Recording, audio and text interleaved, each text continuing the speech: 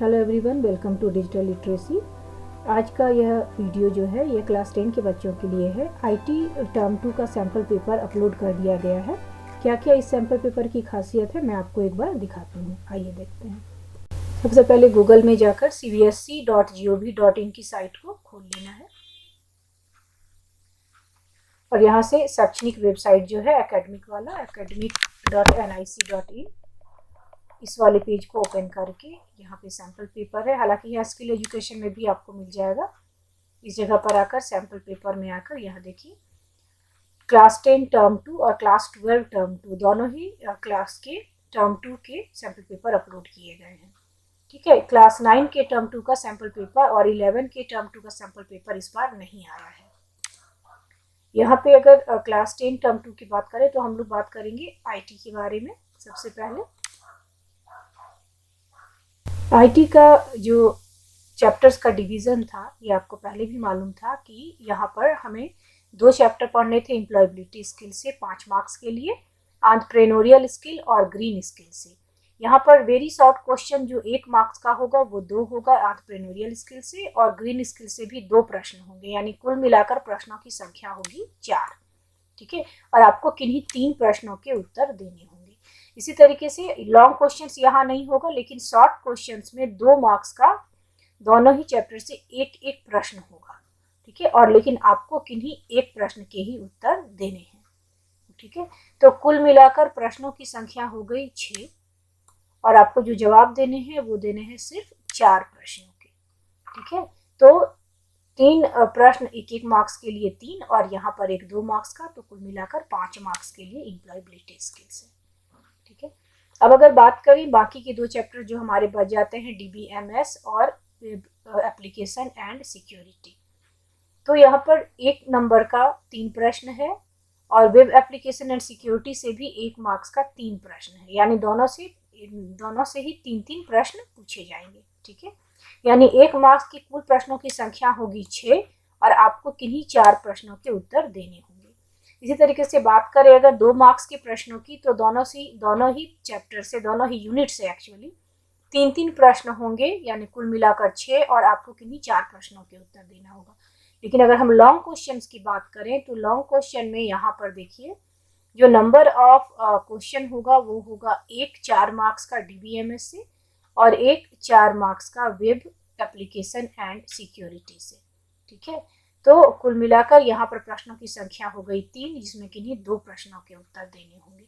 DBMS चूंकि term 1 में भी आया था, इसलिए टोटल नंबर ऑफ क्वेश्चन जो यहाँ पर है वो 7 हो गए और जो टोटल मार्क्स यहाँ पर हो गए वो हो गए यहाँ पर एक 4 नंबर का और यहाँ से 6 और 4 10 11 12 13, यानी कुल मिलाकर 13 मार्क्स का जो क्वेश्चन आएगा वो DBMS से आएगा। ठीक है, वेब एप्लीकेशन एंड सिक्योरिटी की अगर बात करें तो यहाँ पे 4 मार्क्स के 2 प्रश्न हैं। ठीक है, बाकी तो सारे वैसे ही हैं जैसे कि DBMS में थे।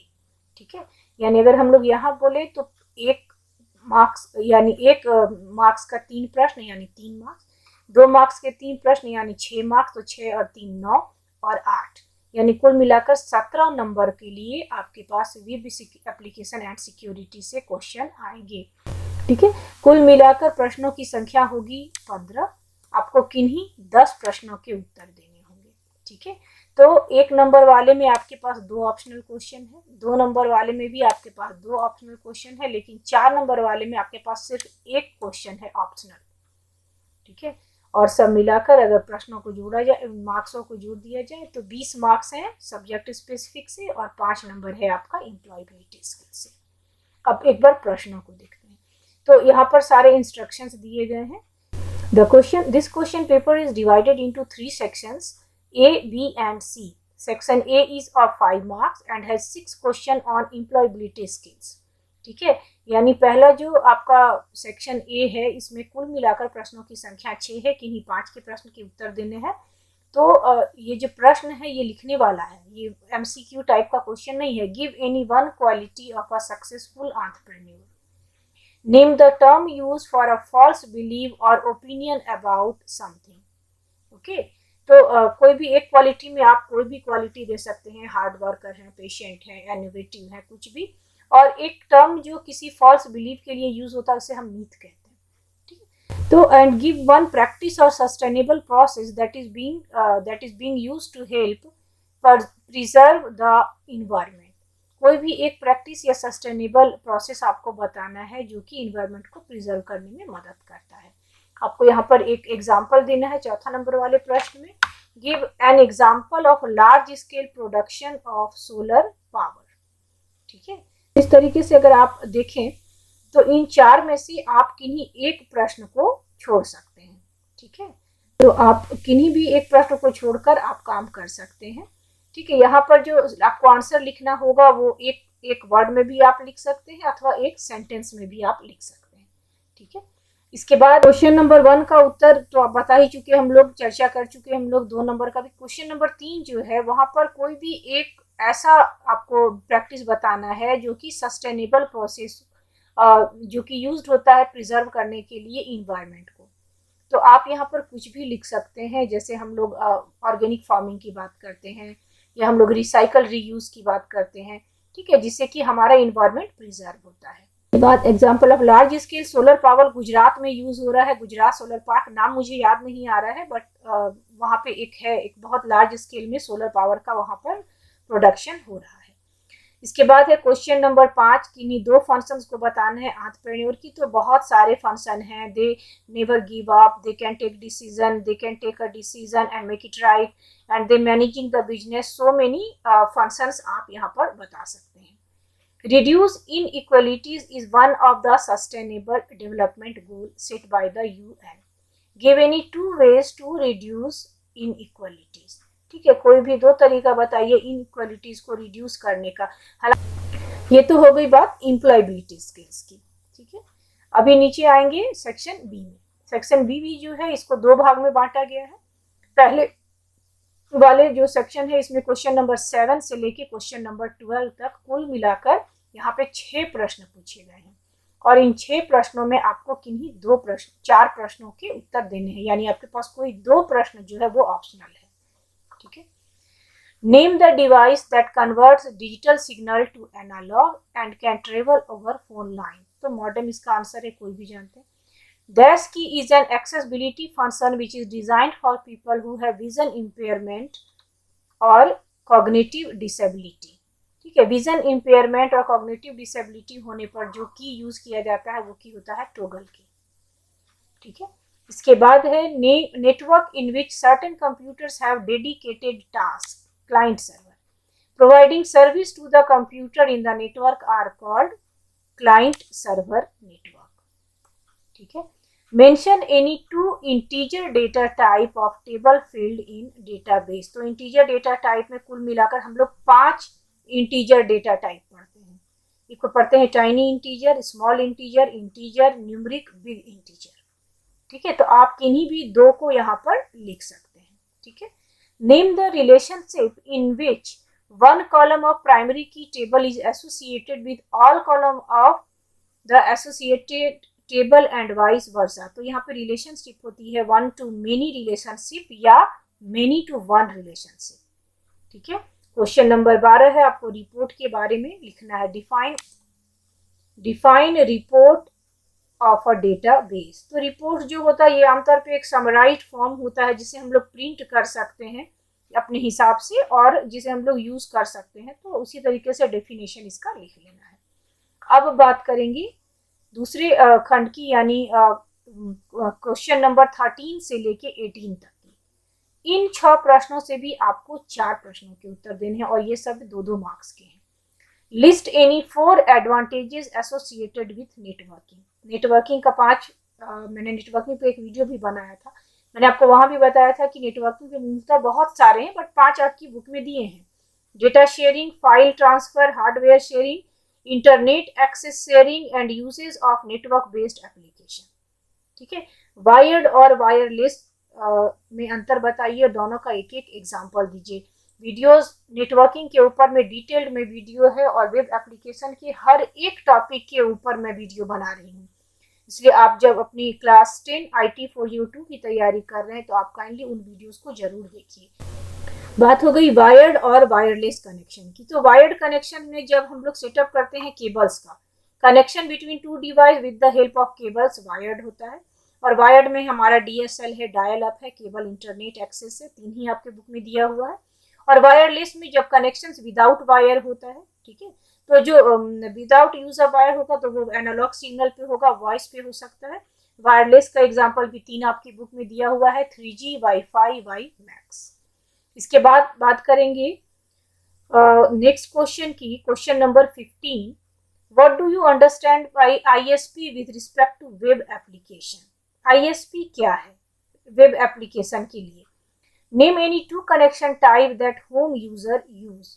होम यूजर किसको यूज करते हैं? तो हमारे घर में जो नेटवर्क लगा हुआ होता है वो आमतौर पे या तो DSL होता है, डायल अप होता है, या केबल इंटरनेट एक्सेस होता है। कई बार हम लोग वायरलेस कनेक्शन पे भी बात करते हैं, या हमारे घर में वायरलेस कनेक्शन भी होता है, ब्रॉडबैंड भी आजकल बहुत पॉपुलर है।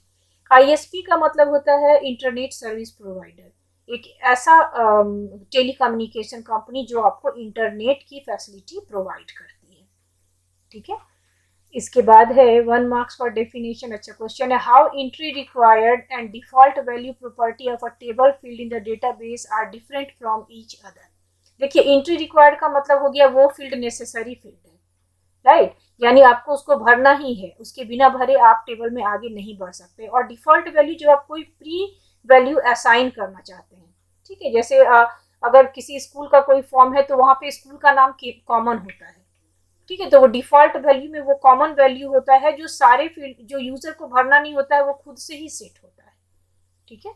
What is referential integrity? Explain any two it's purpose. Referential integrity जो है ये हमारा ओपन ऑफिस बेस का है, ठीक है, जहां पर हम लोग पढ़ते हैं रिलेशनशिप, उसके ठीक पहले हम लोग पढ़ते हैं referential integrity.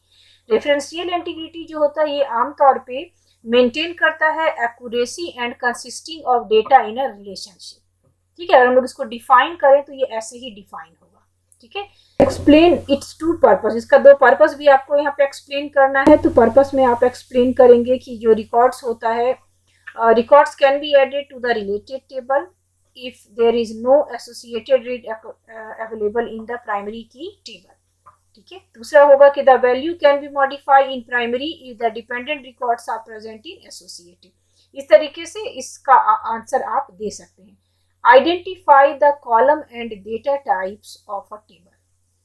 Airlines, mention at least 4 columns of the data type, ठीक है। एक एयरलाइंस का डेटा टाइप बनाना है और आपको 4 कॉलम को यानी कि 4 फील्ड नेम बताना है और फील्ड का डेटा टाइप बताना है। तो आप कोई भी फील्ड नेम, फील्ड का डेटा टाइप बता सकते हैं।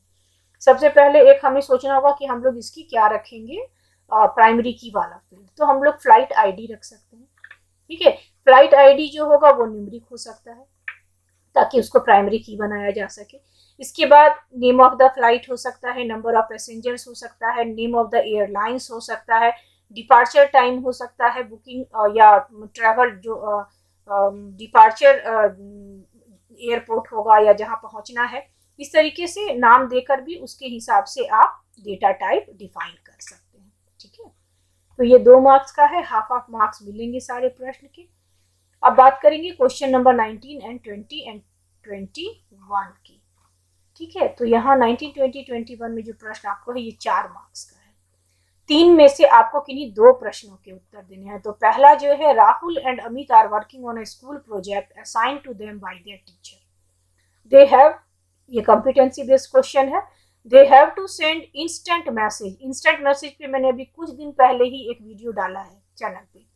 Instant message to each other, also do video conferencing after school hours in order to complete the project on time. Suggest any 4 good instant messaging software they can use, ठीक है। तो कोई भी 4 अगर बात करें हम लोग इंस्टेंट मैसेजिंग सॉफ्टवेयर की, तो सबसे पहले आपका बुक आपको पढ़ाता है Google talk, Yahoo messenger, Skype, Windows live messenger, Rediff बोल, और अगर आप और लेटेस्ट में चले आए तो अभी आप जो भी देख रहे हैं टेली कॉन्फ्रेंसिंग और या वीडियो कॉन्फ्रेंसिंग वाली, माइक्रोसॉफ्ट टीम है, माइक्रोसॉफ्ट, उसके बाद आपके पास जूम है, फिर आपका गूगल मीट है, ये भी आपके वीडियो कॉन्फ्रेंसिंग इंस्टेंट मैसेजिंग में ही कवर होते हैं, ठीक है। इसके बाद है, apart from computer list 4 hardware that Rahul and Amit need for video conferencing, ठीक है। तो सिंपल सी बात सोचिए कि अगर आपको वीडियो कॉन्फ्रेंसिंग करना है तो आपको किन किन चीज़ों की ज़रूरत है। अगर आपके पास लैपटॉप है तो, ठीक है। तो हमें ज़रूरत होती है आमतौर पे हेडफोन, स्पीकर, माइक्रोफोन, वेबकैम, ठीक है। ये 4 बहुत ही इसेंशियल डिवाइस होते हैं, ठीक है। और आपको ऐसे क्वेश्चन यूजुअली सिंपल तरीके के आपको आपके बुक में भी मिलेंगे। इसके बाद जो 20 नंबर का क्वेश्चन है, ये क्वेश्चन बताता है Rahul has purchase some stationery item from an online site, he has to make online payment for the items to complete the transaction. Help by answering his following queries. Suggest any 2 options that he can use to make payment on his bill on online shopping. तो आपको भी पता है UPI, debit card, credit card, net banking, ठीक है। और Paytm पे उसके बाद पेटीएम के अलावा भी इस तरीके के बहुत सारे सॉफ्टवेयर एप्स आज की डेट में हैं जो ऑनलाइन बिलिंग करते हैं। Name any 2 situations where online shopping could be useful, ठीक है। तो ऐसे बहुत सारे सिचुएशन हो सकते हैं, ओल्ड एज पेरेंट हैं, बाहर नहीं जा सकते हैं, कोविड पेशेंट है, कोई और पेशेंट है जो कि विजिट नहीं कर सकते हैं नियर बाई स्टोर, तो और ऐसा भी हो सकता है कि रूरल एरिया हो, जो सामान की रिक्वायरमेंट हो वो उस लोकेलिटी में नहीं मिलती हो, तो इस तरीके के बहुत सारे रीजन हो सकते हैं। Name any 2 popular online sites, online shopping sites 1000 हैं, आप कोई भी 2 नाम लिख सकते हैं, अमेजॉन, फ्लिपकार्ट, शॉपलू, उसके बाद और क्या Myntra.com है, फिर मीशो भी है, और भी बहुत सारे हैं।